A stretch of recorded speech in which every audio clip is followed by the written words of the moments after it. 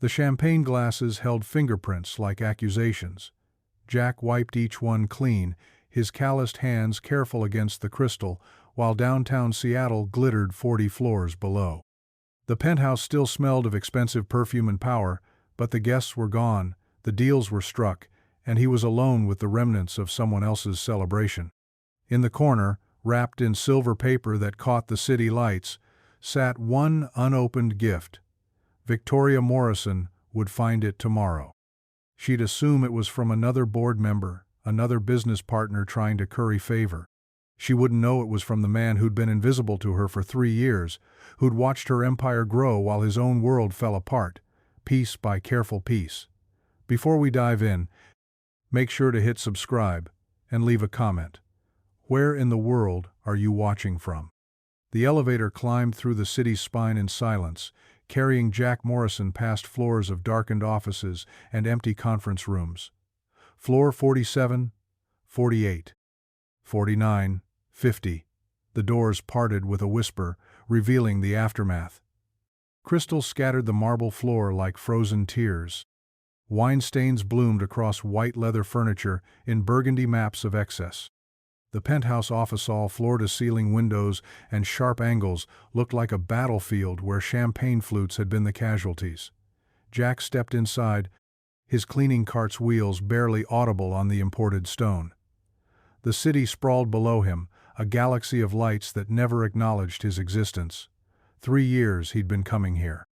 3 years of erasing evidence of celebrations he'd never attend, conversations he'd never join, lives he'd never touch. He pulled on his gloves and began. The routine was meditation. Collect the glasses, first some, lipstick stained, others abandoned mid-sip. Stack plates crusted with expensive canapés that cost more than his daughter's weekly groceries. Sweep fragments of what had once been a champagne flute, probably dropped during some executive's animated story about market shares or quarterly projections. The silence was broken only by the whisper of his cloth against glass, the soft clink of stemware finding its way into gray bins. This was where fortunes were decided, where handshakes sealed deals worth millions. But at 2 a.m., it was just another space that needed cleaning. Jack moved through the debris like a ghost, practiced, efficient, invisible. He was wiping down the conference table when he saw it. A small wrapped box, forgotten beneath a scattered pile of birthday cards. The wrapping paper was simple brown craft tied with string, no corporate logo or expensive ribbon. It looked almost humble among the other gifts: leather portfolios, crystal decanters, art pieces that probably cost more than his monthly rent. The card was still attached. Happy 35th, Victoria. You deserve everything beautiful. J. Victoria Morrison, CEO. The woman whose empire he cleaned, whose success story was profiled in business magazines, whose signature appeared on the checks that kept food on his table. He'd seen her exactly 3 times in 3 years, always in passing, always focused on something more important than the janitor. Jack lifted the box carefully. It was heavier than it looked. Something rattled inside. He shouldn't. He knew he shouldn't. But his fingers worked at the string anyway, driven by a curiosity that had nothing to do with greed and everything to do with the weight of secrets in his hands. The paper fell away. Inside was a wooden jewelry box, antique by the look of it. The kind passed down through generations, bearing the small scars and worn edges that spoke of decades of careful use. It was beautiful in its simplicity, walnut wood polished to a soft glow with brass hinges that had developed the green patina of age. He opened it. The melody hit him first, a delicate, familiar tune that made his breath catch. Moon River. The same song his mother used to hum while she cooked dinner, the same melody that had played at his wedding, the same notes that had drifted through the hospital room when Emma was born. But it was what lay inside that stopped his heart completely. Photographs. Old ones, their edges soft with time. The top image showed a young woman, Chinese, maybe 19 or 20, holding a baby. She was standing in front of a small apartment building, squinting against bright sunlight, her smile both tired and radiant. The baby was reaching toward the camera with tiny fingers. Jack knew that building. He'd grown up 3 blocks from it. His hands shook as he lifted the photograph. Beneath it was another, the same woman, a few years older now, sitting in a park. The baby was a toddler, pigtails bouncing as she ran toward the camera. In the background, barely visible but unmistakable, was the playground where Jack had spent countless afternoons pushing Emma on the swings. Another photo. The woman looked tired now, older, standing beside a teenage girl in a graduation cap and gown. The girl was beautiful, long black hair, serious dark eyes, a smile that seemed to hold secrets. The graduation banner behind them read, San Francisco Community College, Class of 2007. The final photograph was different, newer. It showed an elegant woman in a business suit, standing beside a corporate logo. The face was older, refined by success and ambition, but those eyes, those serious dark eyes, were unmistakable. Victoria Morrison. At the bottom of the box, beneath the photographs, lay a letter. The envelope was yellowed with age, addressed in careful handwriting. For my daughter, when she's ready to know. Jack stared at the photographs scattered across the conference table. The baby in the first picture would be 35 now, the same age as the woman whose birthday party he was cleaning up after. The same woman whose penthouse overlooked the neighborhood where that first photograph was taken. His mind raced through the implications, the simple gift among the expensive ones, the anonymous sender just J. The photographs of a life that began in struggle and somehow led to this gleaming tower of success. A mother's story, told in fading images, a daughter who had perhaps never known it existed. Jack looked at the letter again. His hands were steady now, but his heart hammered against his ribs. This wasn't his secret to keep, but it wasn't his secret to reveal either. He gathered the photographs carefully, placing them back in the box exactly as he'd found them. The melody played its final notes as he closed the lid, the silence that followed somehow heavier than before. The elevator descended through the building's core, carrying Jack and his cart back toward ground level. Back toward his own world of night shifts and overtime hours, of Emma's homework help and parent-teacher conferences, of a life built from honest work and careful budgets. But the weight of what he'd seen pressed against his chest like a stone. Floor 30, 20, 10. The lobby was empty except for the security guard, who nodded without looking up from his crossword puzzle. Jack signed out, gathered his things, and stepped into the cool morning air. The city was beginning to stir, delivery trucks rumbling past, early commuters hurrying toward the subway, street vendors setting up their morning posts. His phone buzzed. A text from Emma's babysitter. She's asleep, pizza money is on the counter. Thanks for the extra hours tonight. Emma. His everything. His reason for accepting night shifts and weekend work, for smiling through exhaustion and finding energy he didn't have. She was 8 now, all questions and laughter and dreams bigger than their small apartment could contain. She wanted to be a scientist, or maybe a teacher, or possibly an astronaut. Her ambitions shifted with the weather, but her curiosity remained constant. Jack thought about the photographs in the wooden box, about a young mother who had once held her baby with that same mixture of exhaustion and fierce love, about the path from that tiny apartment to a penthouse office, and all the sacrifices that journey must have required. He thought about secrets that survived decades, waiting for the right moment to surface. The bus ride home took 40 minutes, winding through neighborhoods where the city's divide was written in architecture and streetlights. From glass towers to corner stores, from hedge fund offices to laundromats that stayed open all night.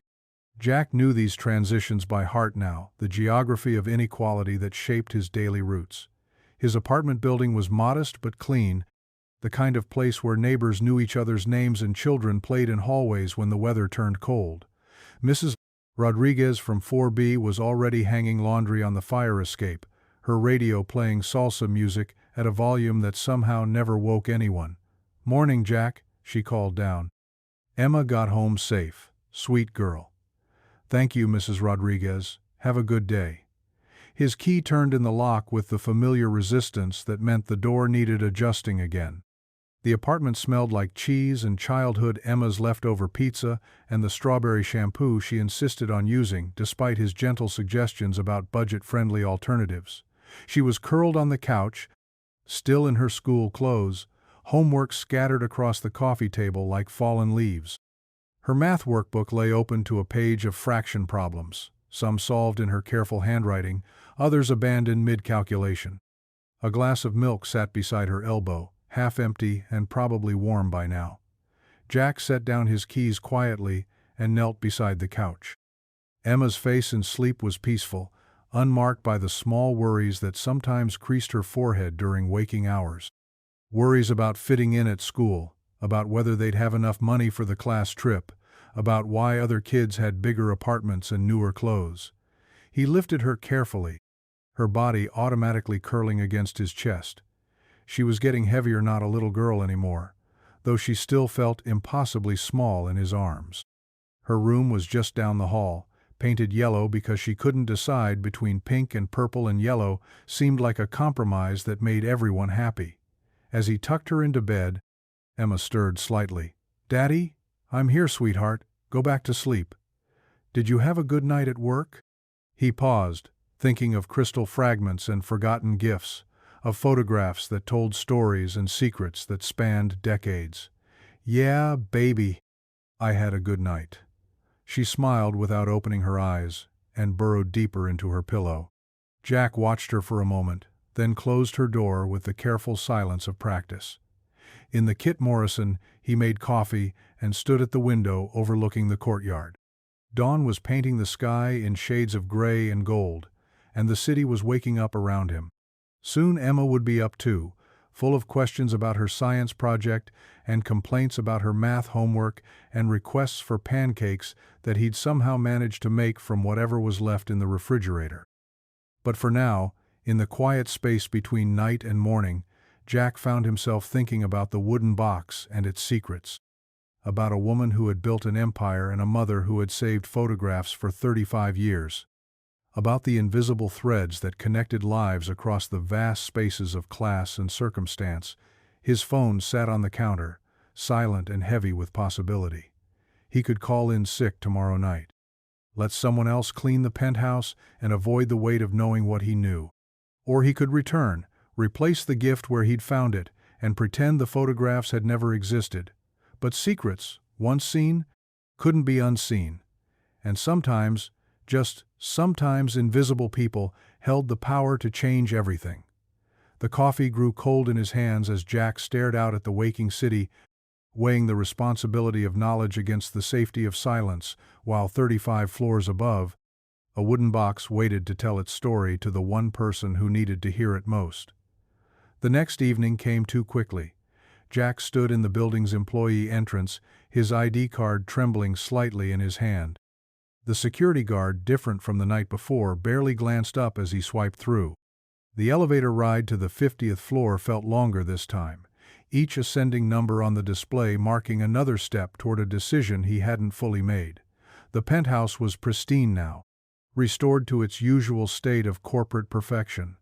The crystal had been replaced, the wine stains erased, the evidence of celebration swept away as if the party had never happened. But the conference table where he'd discovered the wooden box drew his attention like a magnet. It was gone.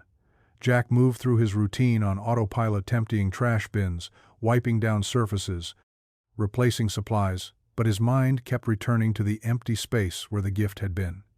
Had Victoria found it? Had someone else discovered it and thrown it away, mistaking it for forgotten party debris? The possibility made his stomach clench. He was restocking the executive washroom when he heard the elevator.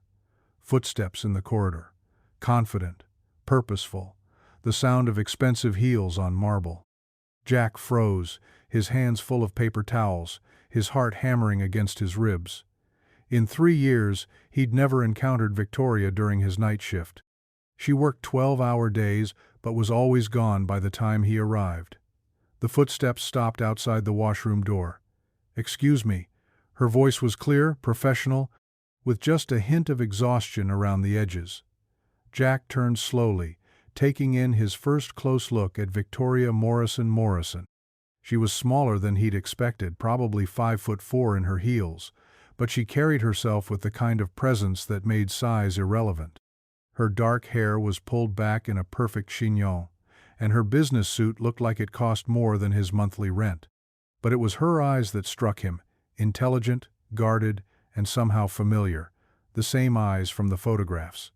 "I'm sorry to interrupt your work," she said. "I'm Victoria Morrison. Morrison. I don't think we've met." "Jack Morrison," he managed, then realized how his surname might sound. "Jack. Just Jack." "Morrison," she repeated, and something flickered across her face. "That's interesting. Not a common name." "No, ma'am. It's not." They stood in awkward silence for a moment. Victoria seemed to be studying him, as if trying to solve a puzzle she couldn't quite identify. Jack fought the urge to look away, to retreat into the safety of invisibility that had protected him for 3 years. "I wanted to thank you," she said finally, "for your work here. I know it's not easy, cleaning up after our events. It's my job, ma'am." "No thanks necessary. Still," she paused, glancing around the immaculate washroom. "You do excellent work, I've noticed." Jack felt heat rise in his cheeks. "Thank you." Another silence. Victoria shifted her weight slightly, and for the first time since she'd appeared, she looked uncertain. "I have a question," she said. "It might sound strange." Jack waited. Did you find anything unusual while cleaning? After the party last night?"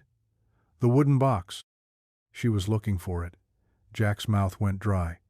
"What kind of thing?" "A gift. Small, wrapped in brown paper. It wasn't with the others when I collected them this morning." Her voice remained steady, but Jack could hear something underneath hope, maybe, or fear. It might have fallen behind something, or been overlooked. This was his moment. The clean exit, the simple answer that would preserve the boundaries between their worlds. "No, ma'am. I didn't see anything like that." Instead, he heard himself say, "I might have seen something." Victoria's posture changed instantly, becoming more alert. "Where?" "The conference room, under some birthday cards. I set it aside, thinking someone might come back for it." The lie came easily, but it felt heavy on his tongue. "Where is it now?" Jack hesitated. The truth was in his apartment, hidden in his bedroom closet like stolen treasure. The wooden box with its photographs and secrets, its melody and mysteries, waiting for him to decide what came next. "I can bring it tomorrow night," he said. "If you'd like." "Tomorrow night." Victoria seemed to consider this. "I'll be working late anyway. This deal we're closing. It's complicated." "I'll have it for you. Thank you." She started to turn away, then stopped. "Jack?" "Yes, ma'am?" "The name Morrison. Are you Chinese?" "Half. My mother was from Shanghai." Something passed across Victoria's face too quick to interpret, but unmistakable in its intensity. "Was," she repeated softly. "She passed away when I was 12. I'm sorry." "Thank you." Victoria studied his face again, and Jack had the strange sensation that she was memorizing his features. After a long moment she nodded. "Tomorrow night, then." She walked away, her heels clicking against the marble with the same confident rhythm. But Jack noticed that her shoulders were slightly hunched now, as if she were carrying something heavy. The elevator doors closed, and he was alone again. Emma was waiting for him when he got home, perched at the Kit Morrison table with her science textbook open and a look of concentration that meant homework was not going well. "Daddy, what's photosynthesis again?" Jack dropped his keys and moved to look over her shoulder.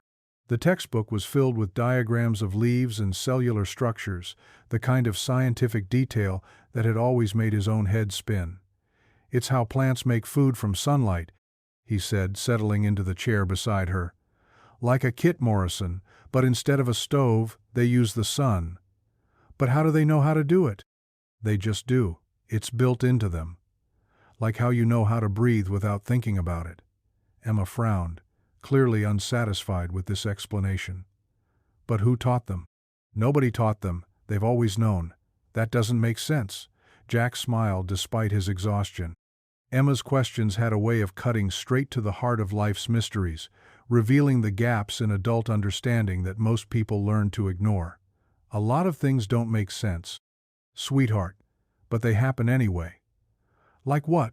He thought about wooden boxes and forgotten photographs, about secrets that survived decades and connections that spanned impossible distances. Like how sometimes people who are supposed to be strangers turn out to be connected in ways they never imagined. Emma looked up from her textbook. Is that photosynthesis? No, baby. That's just life. She returned to her homework, apparently satisfied with this non-answer in the way that children sometimes were. Jack watched her work, noting the careful way she copied diagrams into her notebook, the pink tip of her tongue visible as she concentrated. In his bedroom later, after Emma was asleep, Jack pulled the wooden box from its hiding place. He sat on his bed and opened it carefully, letting the melody play in the darkness. The photographs looked different in the lamplight, more real somehow, less like artifacts from someone else's story. He picked up the letter addressed to Victoria and held it up to the light. The envelope was thin enough that he could make out handwriting inside, but not individual words. Someone J, according to the gift tag, had carried this story for 35 years, had waited for the right moment, the right birthday, the right gift, to finally let it be told. But gifts could be lost. Secrets could remain buried, unless someone chose to make sure they didn't. Jack reached for his phone and scrolled through his contacts until he found his supervisor's number. Tom Martinez had been decent to him over the years, not friendly, exactly, but fair. He'd understand if Jack needed to make a special request. The text was simple. Can I get Victoria Morrison? Morrison's direct email. Need to return something she lost. The response came back within minutes. Victoria. Morrison at stellarventures.com. Everything okay? Everything's fine. Thanks. Jack stared at the email address for a long time before opening his laptop. The apartment was quiet, except for the distant hum of traffic and the soft sound of Emma's breathing from the next room. The cursor blinked in the empty message field like a heartbeat. Subject: Found item in is Morrison. Morrison, this is Jack from the cleaning crew. I found the gift you were looking for. There's something you should know about it before I return it tomorrow night. Something important. Could we meet somewhere private? Not the office. Jack, he read the message 3 times before sending it, his finger hovering over the delete button until the last possible second. Once it was gone, irretrievable in the digital ether, Jack closed the laptop and sat in the darkness. The wooden box rested on his nightstand, its brass hinges catching the streetlight from his window. Inside, photographs waited to tell their story. A mother's love preserved in fading images. A daughter's history, carefully saved for the moment when she was ready to receive it. But ready was a luxury that life didn't always provide. Sometimes you had to choose to be ready. Sometimes someone else had to choose for you. Jack lay down without undressing, staring at the ceiling and listening to the sounds of his neighborhood settling into sleep. Tomorrow night, he would return the box to its rightful owner. But first, he would give Victoria the choice that someone had been trying to give her for 35 years. The choice to know where she came from. The choice to understand that success was just one chapter in a story that began with a young mother's fierce love and a baby's reaching fingers, captured forever in a photograph taken outside a building just 3 blocks from where Jack now lay, planning how to change everything. His phone buzzed on the nightstand. New message from Victoria. Morrison at Stellar Ventures. Calm. Jack sat up, his heart racing. Jack, I'll meet you. But not tomorrow night tonight. I can't wait any longer. There's a 24-hour diner on Mission Street called Luna's. I'll be there in an hour. Victoria P.S. I know this sounds strange, but when you said your mother was from Shanghai, my mother was from Shanghai too. Jack stared at the message until the words blurred. Then he looked at the wooden box, at the photographs scattered beside it, at the letter that held secrets he was about to help unravel. He got up and reached for his jacket. Some conversations couldn't wait for tomorrow. Luna's diner squatted on Mission Street like a relic from another era, its neon sign flickering between pink and blue in the pre-dawn darkness. The kind of place that served coffee strong enough to wake the dead and ask no questions about why someone needed breakfast at 3 a.m. Jack pushed through the glass door, the wooden box tucked carefully under his arm. The diner was nearly empty, just a tired-looking truck driver hunched over pie and coffee, and a woman in an expensive coat sitting alone in a corner booth. Victoria Morrison looked different here. Smaller somehow, stripped of the corporate armor that made her seem untouchable. Her hair had escaped its perfect chignon, and she clutched a coffee mug like it was an anchor. When she looked up and saw Jack, her expression was equal parts relief and terror. "Thank you for coming," she said as he slid into the booth across from her. "I wasn't sure you would. I wasn't sure I should." The waitress appeared, an older Latina woman with tired eyes and comfortable shoes. "What can I get you, honey?" "Just coffee," Jack said. "Black." Victoria waited until they were alone again before speaking. "You said there was something I should know." Jack set the wooden box on the table between them. Victoria's breath caught, her fingers tracing the air above it as if she were afraid it might disappear. "I opened it," Jack said quietly. "I'm sorry. I know I shouldn't have, but it's okay." Victoria's voice was barely above a whisper. "What did you find?" Instead of answering, Jack opened the box. The melody began immediately, Moon River, in delicate, measured notes. Victoria's hand flew to her mouth. "Oh my God," she breathed. "I know this song. Your mother used to sing it?" Victoria nodded, tears gathering in her eyes. "When I was very small, before everything changed." Jack lifted out the photographs, arranging them on the table in chronological order. Victoria stared at them as if they were artifacts from an archaeological dig, pieces of a civilization she'd thought was lost forever. "That's her," she whispered, touching the edge of the first photograph. "That's my mother, Lily Morrison. And that's you. I was so young." Victoria picked up the photograph of herself as a toddler in the park. "I remember that day. She took me to play on the swings, and she kept looking over her shoulder like she was afraid someone was watching us." "Why?" Victoria was quiet for a long moment, studying the progression of images. Her mother aging from young woman to middle-aged, Victoria growing from baby to child to teenager. "We were hiding," she said finally, "from my father. He wasn't a good man. Violent, controlling. My mother left him when I was 6 months old. Took nothing but me and the clothes on our backs." She picked up the graduation photograph, her fingers tracing her teenage self's face. "She worked 3 jobs to keep us afloat. Cleaning offices, taking in sewing, babysitting other people's children while I was at school. She was so tired all the time, but she never complained. Never let me see how hard it was." "What happened to her?" "Cancer. When I was 19. Victoria's voice remained steady, but Jack could see the effort it cost her. "She died 3 weeks after my graduation from community college. 3 weeks after this picture was taken." The diner's fluorescent lights hummed overhead, casting harsh shadows across the photographs. Outside, the city continued its restless sleep, oblivious to the story unfolding in the corner booth. "I had to sell everything to pay for her medical bills," Victoria continued. "Our apartment, her jewelry, the few nice things she'd managed to save. I thought I'd lost all the photographs too. I assumed they were thrown away with the rest. But someone saved them. Jay," Victoria looked at the gift tag again. "I have no idea who that could be. My mother didn't have friends. She was too afraid my father would find us if she got close to anyone. She kept us isolated, just the 2 of us against the world." Jack thought about this, about a young mother so frightened that she chose loneliness over the risk of discovery, about the price of safety and the weight of secrets. "Maybe a neighbor," he suggested, "someone who knew her but she didn't know they cared." "Maybe." Victoria opened the letter with trembling fingers.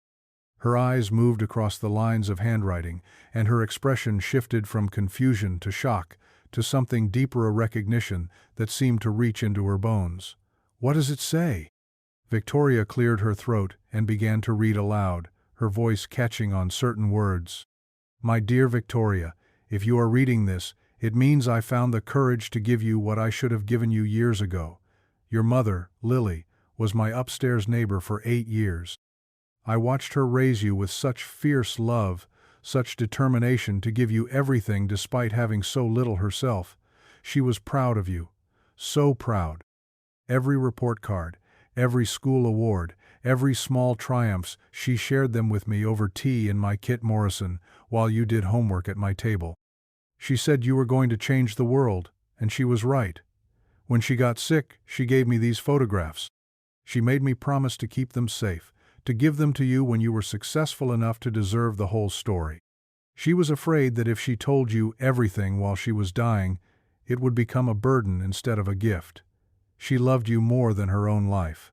She sacrificed everything, her family, her homeland, her dreams to give you the freedom to become who you were meant to be. She wanted you to know that, but she also wanted you to know that you earned everything you achieved. Your success is yours, not hers. The music box was hers as a child in Shanghai. Her grandmother gave it to her. She said someday you would have a daughter of your own, and you could pass it on. She's buried in Mount Olivet Cemetery, Section 7, Plot 23. She chose the spot because you can see the city skyline from there. She said she wanted to watch you conquer the world. With love and respect, Janet Rodriguez P.S. I still live in the same apartment. 247 Noriega Street, 4B. If you ever want to talk about her, I have more stories to share. Victoria set down the letter, tears streaming freely now. Jack reached across the table and handed her his napkin, not trusting himself to speak. Janet Rodriguez, Victoria whispered. Mrs. Rodriguez. I remember her now. She used to give me cookies when Mom was working late. She had this little dog named Cisco. You could visit her. I should visit her. Victoria wiped her eyes, smearing mascara across her cheekbones.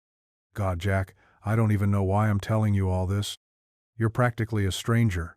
Sometimes it's easier to tell strangers the truth. Victoria laughed, a sound somewhere between joy and grief. Is that why you opened the box? Because you're good with other people's truths? Jack considered this. I opened it because I have a daughter, 8 years old. And I know what it's like to love someone so much that you'd do anything to protect them, even if it means they never know how much you sacrificed. What happened to her mother? Car accident when Emma was 2. Drunk driver ran a red light. Jack's voice was matter of fact, but Victoria could hear the old pain underneath. I was supposed to be driving that night, but I had to work late. She took my shift picking up groceries. I'm sorry.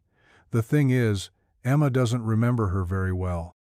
Sometimes I wonder if I should be doing more to keep her mother's memory alive, or if I should let Emma just be a kid without carrying that weight. Victoria looked down at the photographs spread across the table. Your daughter is lucky to have you making those choices for her. Your mother made the right choices too, did she? Victoria's voice was small. I spent 15 years angry at her for not telling me more about our family, about where we came from. I thought she was ashamed of our past. She was protecting your future. They sat in comfortable silence for a while, the weight of shared understanding settling between them. The truck driver finished his pie and left, his boots heavy on the linoleum. The waitress refilled their coffee cups without being asked, moving with the practiced discretion of someone who'd seen her share of late-night revelations. Can I ask you something? Victoria said eventually. Sure. Why did you do this? Why go through the trouble of meeting me here, of giving me the choice? You could have just returned the box tomorrow night and let me discover everything on my own. Jack thought about Emma asleep in her bed, about the questions she asked that cut straight to the heart of things, about the way children trusted adults to make the right decisions even when those decisions were impossible. Because secrets have power, he said. And sometimes people deserve to choose how they receive that power. Victoria nodded slowly. And sometimes people need help choosing. Yeah. She began gathering the photographs carefully, returning them to the box in the same order Jack had found them. The melody played one final time as she closed the lid, and then the diner returned to its normal sounds, the hum of refrigeration, the distant sizzle of the grill, the soft murmur of traffic outside. Jack? Yeah? Your daughter Emma? What does she want to be when she grows up? Jack smiled. Last week it was a marine biologist. This week it's an astronaut. She changes her mind every time she learns something new. That's good. That's what childhood should be, full of possibilities. What did you want to be? Victoria was quiet for a moment. I wanted to be like my mother, strong enough to start over whenever I needed to, brave enough to choose love over safety. Sounds like you succeeded. Some days. Victoria stood up, leaving money on the table for both their coffees. Thank you, Jack, for all of this. You don't have to thank me. Yes, I do. She paused at the edge of the booth. Can I ask you one more favor? Sure. Will you tell Emma that she's lucky to have a father who pays attention to the world around him, who notices things that other people miss? I'll tell her. Victoria walked toward the door, then stopped and turned back. Jack? Your last name really is Morrison? Yeah. My mother's maiden name was Morrison, too, before she married my father. They stared at each other across the empty diner, the weight of coincidence or fate, or whatever force moves through the world, connecting lives in impossible ways, settling between them like dust. Maybe we're distant cousins, Victoria said with a small smile. Maybe we are. She pushed through the glass door and disappeared into the darkness, the wooden box tucked safely under her arm.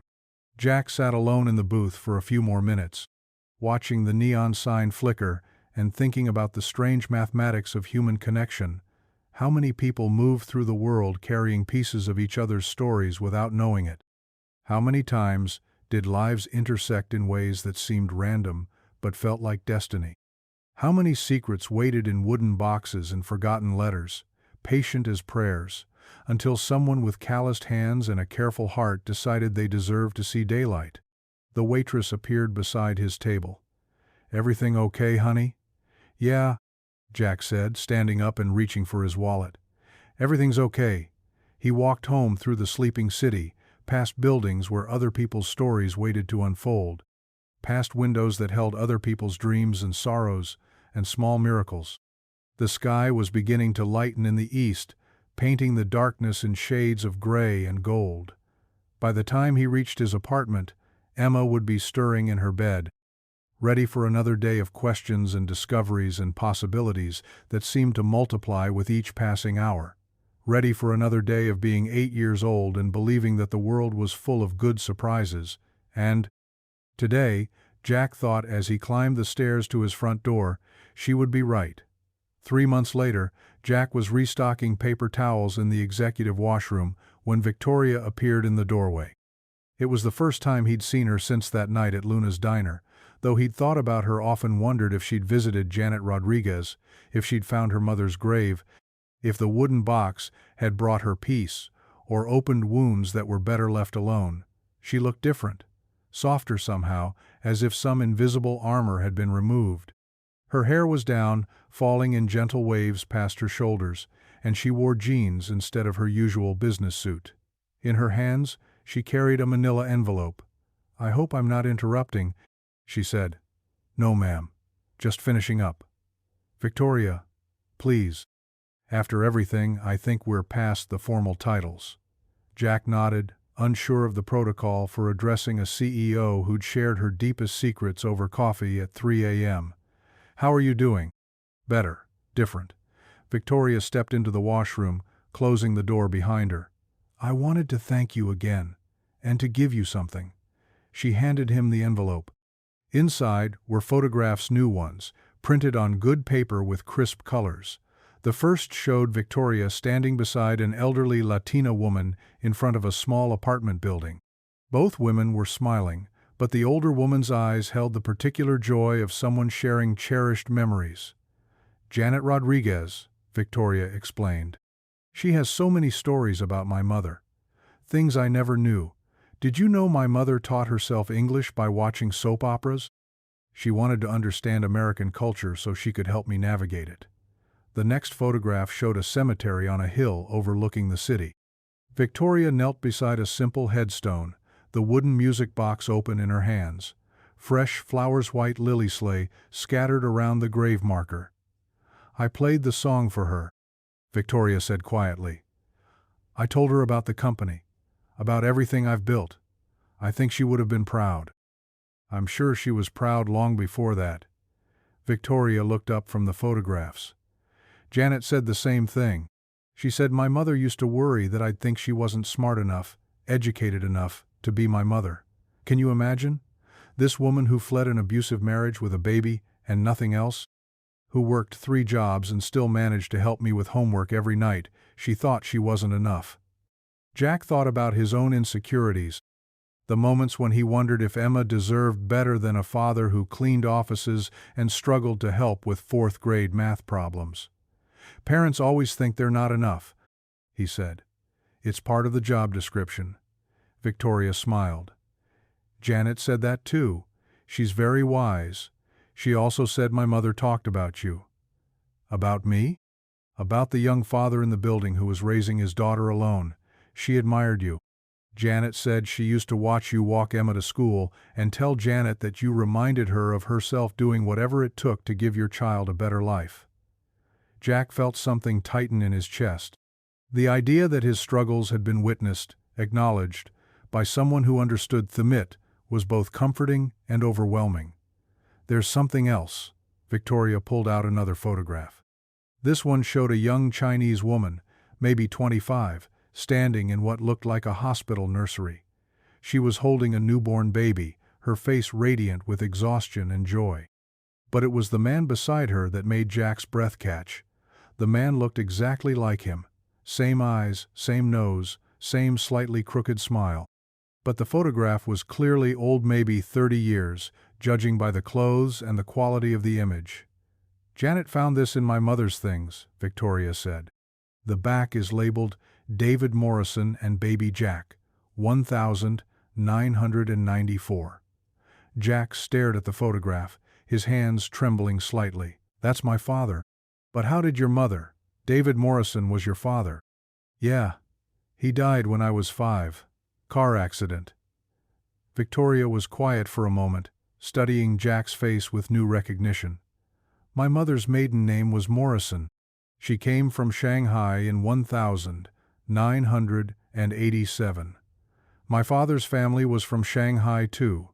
They looked at each other across the small space of the washroom, the weight of realization settling between them like dust motes in sunlight. Janet thinks our mothers might have been cousins, Victoria said softly, or sisters. The photograph was with my mother's family pictures, mixed in with images of relatives back in China. Jack thought about the coincidences that had brought them together, the night shift that led him to clean Victoria's office, the forgotten gift that contained her history, the chance that they both carried the name Morrison in a city of nearly 1 million people. That would make us family. Victoria's voice was barely above a whisper. It would make us family. The fluorescent lights hummed overhead, casting their familiar harsh glow. But something had shifted. In the small space, the invisible barriers of class and circumstance suddenly seemed as fragile as tissue paper. I have more questions than answers, Victoria said. But Janet is helping me piece together what she knows. She says my mother kept in touch with relatives sporadically, sent money when she could. There might be records, letters, something that could tell us for sure. Does it matter? Jack asked. Whether we're actually related? Victoria considered this. Maybe not, but it would explain why opening that box felt less like a violation and more like coming home. Jack nodded.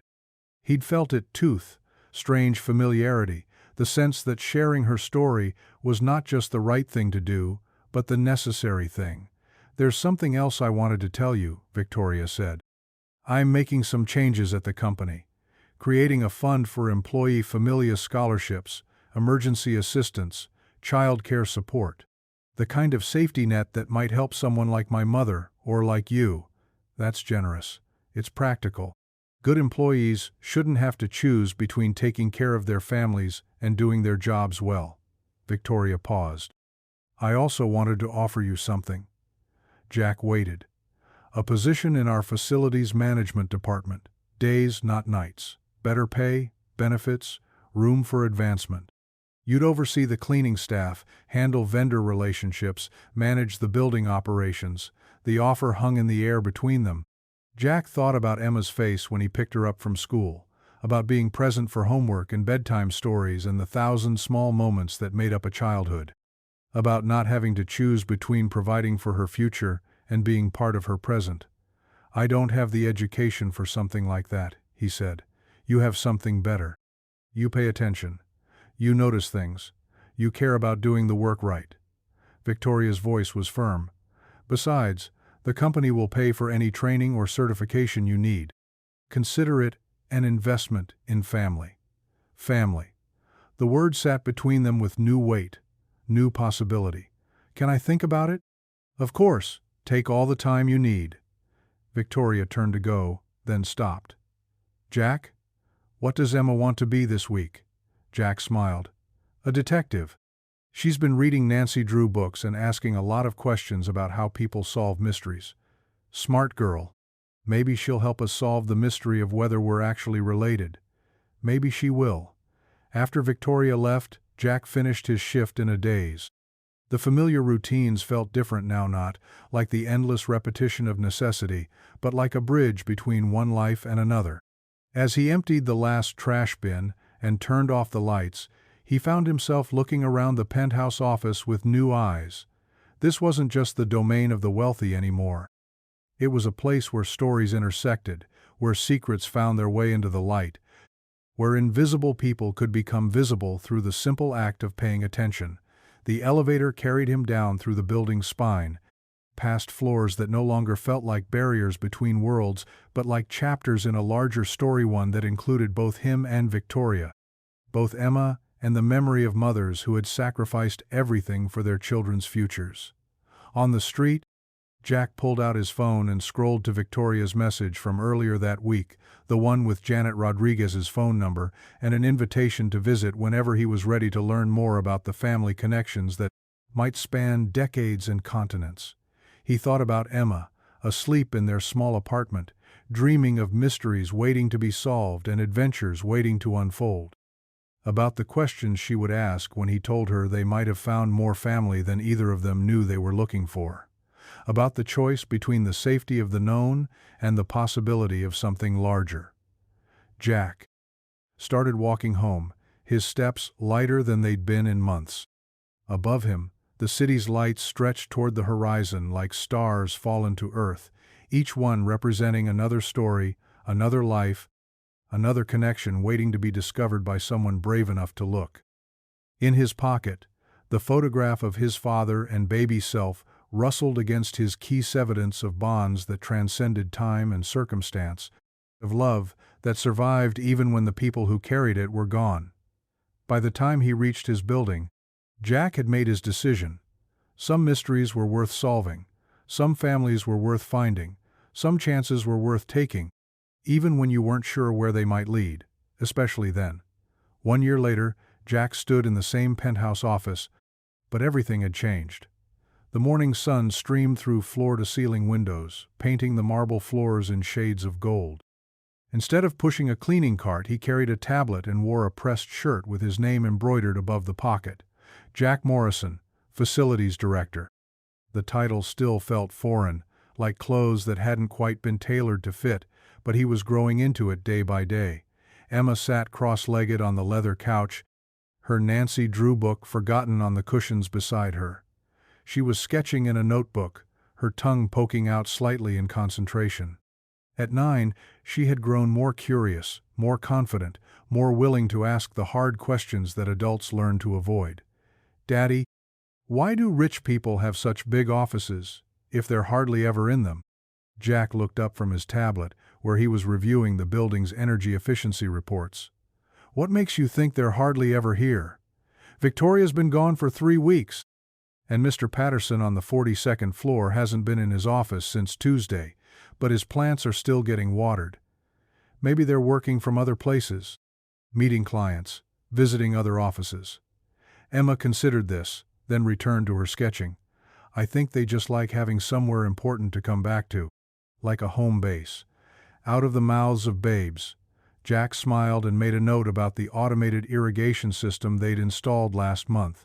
One of many improvements he'd suggested, and Victoria had approved without question, trusting his judgment in ways that still surprised him. The elevator chimed, and Victoria emerged carrying coffee and what looked like legal documents. She'd been in New York for 3 weeks, finalizing the acquisition of a smaller firm, but she looked energized rather than exhausted. Success, Jack had learned, was its own kind of fuel for people like Victoria. "Emma!" Victoria's face lit up when she saw the girl on the couch. "How's the book?" Nancy just figured out that the ghost in the clock tower was actually Mr. Crowley trying to scare people away from his secret laboratory. Emma held up her notebook. "I drew a picture of the clock tower. Want to see?" Victoria set down her coffee and documents, giving Emma's artwork the serious attention it deserved. "That's incredible detail. You even got the broken window on the 3rd floor. Details matter," Emma said solemnly. "That's what Daddy always says. Your daddy is very smart." Jack felt the familiar warmth that came from watching two of his favorite people together. Over the past year, Victoria had become a fixture in their lives, not just as his boss, but as something approaching family. She attended Emma's school plays, helped with science fair projects, and had a standing invitation to their Sunday dinners. The investigation into their family connection had yielded mixed results. Janet Rodriguez had provided more photographs and letters, including correspondence between their mothers that suggested they were indeed distant cousins. But definitive proof remained. Elusive immigration records from the 1980s were incomplete, and many family documents had been lost during their mothers' respective flights from difficult circumstances. In the end, they'd decided it didn't matter. Family, they'd learned, was less about bloodlines than about the choice to show up for each other consistently, especially when it was difficult. "How was New York?" Jack asked, settling into the chair across from Victoria's desk. "Productive, complex. The merger should be finalized by the end of the month." Victoria opened her laptop and began scrolling through emails. "But I have something more interesting to discuss." She pulled out a folder marked "Confidential" and slid it across the desk. "What's this?" "A proposal. Remember the Employee Assistance Fund we started last year?"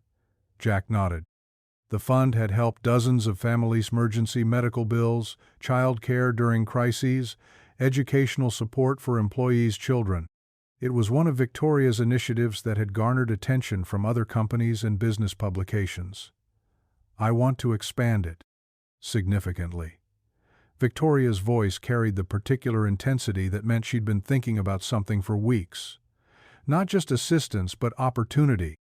Full scholarships for employees' children, vocational training programs, small business loans for people who want to start their own companies. Jack whistled softly. "That's ambitious. It's necessary. I've been thinking about our mother show. Much talent and potential was wasted because they didn't have access to opportunities. How many other people are out there, capable of extraordinary things, but limited by circumstances beyond their control?" Emma looked up from her book. "Like hidden treasure?" "Exactly like hidden treasure," Victoria said. "Except instead of gold, it's people's dreams. Can I help find the treasure?" Victoria and Jack exchanged glances. Over the past year, Emma had developed an uncanny ability to ask questions that cut straight to the heart of complex issues. Her perspective had become valuable in ways that neither adult had anticipated. "Actually," Victoria said slowly, "you might be able to help in a very important way." She pulled out another document, this one with architectural drawings and floor plans. "I'm thinking about opening a learning center in the building. After-school programs, tutoring, summer camps, a place where employees' children can be safe and engaged while their parents work. But I want to make sure it's designed by someone who actually understands what kids need." Emma's eyes widened. "You want me to help design it?" "I want you to help make sure we don't create something that only looks good to adults but doesn't actually work for children." Jack felt something shift in his chest, pride mixed with amazement at how his world had expanded in ways he never could have imagined. A year ago, he'd been invisible, cleaning up after other people's celebrations. Now his daughter was being consulted on corporate initiatives, her opinions valued by one of the city's most successful business leaders. "Emma would love that," he said. "But you don't have to." "I'm not doing it to be nice," Victoria interrupted. "I'm doing it because she's smart and observant and has insights that the rest of us miss. Besides, if we're going to call ourselves family, we might as well act like it." Emma bounced slightly on the couch. "Can there be a reading corner? With really good light and maybe some plants?" "Absolutely. What else?" "A quiet room for when people need to think. And maybe a place where kids can work on art projects without worrying about making messes." Victoria made notes on her tablet. "Those are excellent suggestions. What about learning spaces?" "Small groups are better than big ones, and kids need to be able to move around, not just sit at desks all day." Emma paused, considering. "Also, there should be windows. Looking outside helps your brain rest between thinking about hard things." Jack watched this exchange with wonder. His daughter, the girl who still needed help reaching things on high shelves and occasionally forgot to brush her teeth, was discussing spatial design and child psychology with a Fortune 500 CEO. And being taken seriously. "There's one more thing," Victoria said, closing her laptop and leaning back in her chair. "The board approved the expansion, but they want someone to oversee the entire program. Someone who understands both the business side and the human side." She looked directly at Jack. "They want you to consider becoming Director of Community Development. It would mean overseeing the Learning Center, managing the Expanded Assistance Fund, developing partnerships with schools and community organizations. Basically, turning all of this into something sustainable and scalable." The offer hung in the air like a challenge. Jack thought about the journey that had brought him here from invisible night shift worker to facilities director to this moment, when someone was asking him to help shape programs that could affect hundreds of families. "I don't have the background for something like that," he said automatically. "You have something better," Victoria replied. "You understand what it's like to need help and be too proud to ask for it. You know what it means to work hard and still worry about whether you're doing enough for your child. You've lived the problems we're trying to solve." Emma looked up from her notebook. "Plus, you're really good at noticing things that other people miss." "Out of the mouths of babes," Victoria murmured. Jack thought about his mother, who had worked as a seamstress in Chinatown until arthritis made it impossible to hold a needle steady. About the night shifts he'd worked to keep Emma fed and clothed and safe. About the wooden music box that had changed everything by revealing connections that spanned decades and continents. About the way small acts of attention could reshape entire lives. "Would I still get to pick Emma up from school?" "You'd make your own schedule. That's part of the job." "And help with homework?" "Essential research for the Learning Center," Emma grinned. "Say yes, Daddy." Jack looked around the penthouse office, the same space where he'd once moved invisibly through other people's debris, now transformed into a place where his ideas mattered, where his daughter's voice was heard, where family could be chosen and built and nurtured across impossible divides. Through the floor-to-ceiling windows, the city stretched toward the horizon. Somewhere out there were other parents working night shifts, other children doing homework at Kit Morrison tables, other stories waiting to be discovered by someone patient enough to pay attention, other families waiting to be found. "Okay," Jack said quietly. "Yes." Victoria smiled, not the polished corporate expression he'd seen in business magazines, but something deeper and more genuine. Emma cheered and went back to her sketching, already planning improvements to a learning center that didn't exist yet but would, because sometimes the most important changes began with someone willing to ask what was possible instead of accepting what was. Later that afternoon, as Jack and Emma rode the elevator down from the 50th floor, Emma looked up from her notebook. "Daddy?" "Yeah, sweetheart. Remember when you used to clean Victoria's office at night?" "I remember. Did you ever think we'd end up here, all working together?" Jack thought about the wooden music box and its hidden photographs, about secrets that traveled through time until they found the right hands to hold them, about the invisible threads that connected lives across vast distances of chance and circumstance. "No," he said honestly, I never thought we'd end up here. But you're glad we did? Yeah, baby, I'm glad we did. The elevator opened onto the lobby, where afternoon sunlight streamed through glass doors, and the city waited beyond. Emma tucked her notebook under her arm and took his hand, still small enough to need his guidance, but growing more independent every day. As they walked toward the street, Jack thought about the choices that had brought them to this moment. The decision to open a gift that wasn't meant for him. The courage to reach out to a stranger with information she needed to hear. The willingness to believe that family could be built as well as born, that success could be shared as well as earned. That sometimes the most important treasures were found not by those who went looking for them, but by those who paid attention to what was already there, waiting to be discovered in the spaces between one story and another. The city hummed around them, millions of lives intersecting in patterns too complex to fully understand but simple enough to participate in, one small act of kindness at a time. And in his pocket, Jack carried the key to an office he would return to tomorrow morning. Not to clean up after other people's celebrations, but to help create new ones, in a place where invisible people could become visible and hidden treasures could finally find their way into the light. The music never really stops, it just waits for the right hands to wind the spring and let it play again.